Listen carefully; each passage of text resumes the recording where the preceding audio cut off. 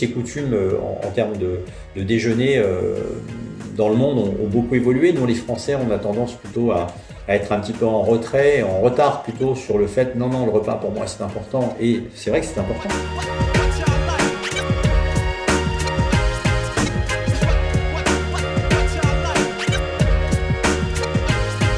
On arrive le matin entre 8h30 et 9h. L'idée, la première chose à faire, c'est de faire le relevé de température des frigos et des congélateurs pour vérifier qu'il ne s'est rien passé pendant la nuit et que les denrées qu'on va mettre dans les bagels dans la journée soient de bonne qualité.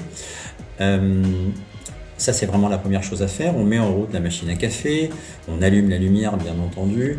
Voilà, donc ça, c'est vraiment les premières missions de départ. Ensuite, en fonction, évidemment, il y a des jours, 3 fois par semaine, on a des livraisons des denrées fraîches, à savoir salade, tomates, concombres, etc. Donc ces denrées-là, on les met tout de suite au frigo. Ça, on contrôle la livraison, bien sûr, pour éviter toute erreur de livraison. Et on s'empresse de mettre tout ça au frais.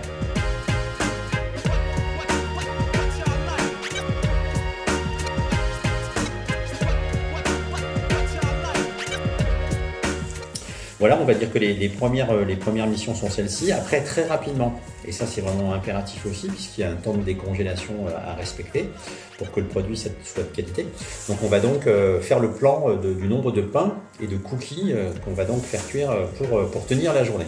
Donc maintenant, évidemment, avec l'évolution des choses, on sait à peu près le nombre de pains qu'on va devoir sortir. Donc on prend notre chariot, on va au congélateur, on détermine sur le nombre de pains du moment, puisqu'on a des pains qui varient selon les saisons, combien de pains par catégorie il va falloir que nous sortions, et donc on les sort catégorie par catégorie, on les met dans leur panier de manière à ce qu'ils aient 2 heures, 2 heures et demie de repos, entre guillemets, qui permettra donc d'être décongelé et donc propre à la consommation.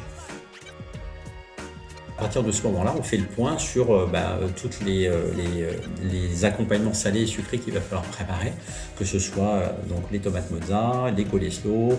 On fait le point évidemment sur tous les stocks, à savoir est-ce qu'il y a bien suffisamment de glace, les compotes, les fromages blancs, et on détermine la priorité parce que forcément certaines denrées sont plus longues à préparer, et en général on est deux. Alors on peut ouvrir seul, mais très rapidement à 10h, il faut qu'il y ait une deuxième personne qui arrive, de manière à ce que on puisse se répartir. On se met à 2 postes, et une personne qui se met côté saladette et l'autre qui se met en cuisine. On va plutôt faire les desserts en cuisine et tout ce qui est salé au niveau de la saladette, puisqu'on a toutes les denrées qui se trouvent à ce niveau-là. Et donc on va préparer les accompagnements. Voilà, donc les accompagnements, on va faire cuire les cookies. Ça aussi c'est très important parce qu'ils ont un temps de cuisson qui est très court. Donc il y a toute une espèce d'agenda bien défini par produit, de manière à ce qu'à 11h, au plus tard 11h, 11h15, vraiment tout soit prêt, de manière à pouvoir, puisque ce qu'on lance en premier, ce sont les tablettes de livraison. À 11h, donc Deliveroo et Uber se mettent en route, donc on est capable, ou même notre système interne de click and collect, on doit être à même de pouvoir faire cuire un bagel et le préparer pour qu'on puisse venir le récupérer. Donc à 11h, tout doit être prêt, ce qui veut dire que globalement, après ça peut déborder un petit peu, mais globalement 11h, en fait, tout est prêt, on est prêt à recevoir des clients.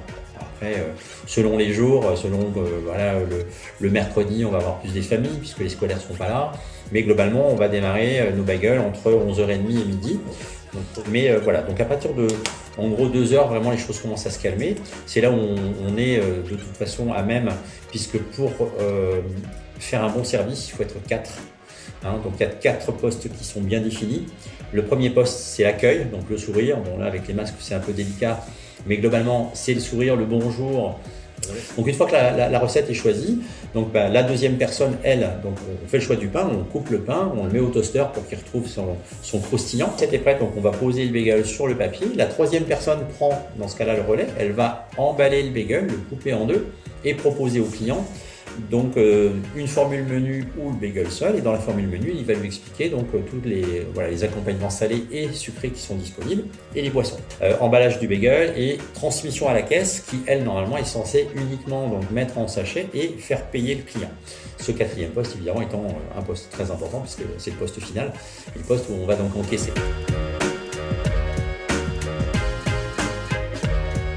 Donc ça permet vraiment de gérer toute la partie smoothie, la partie boisson, la partie boisson chaude.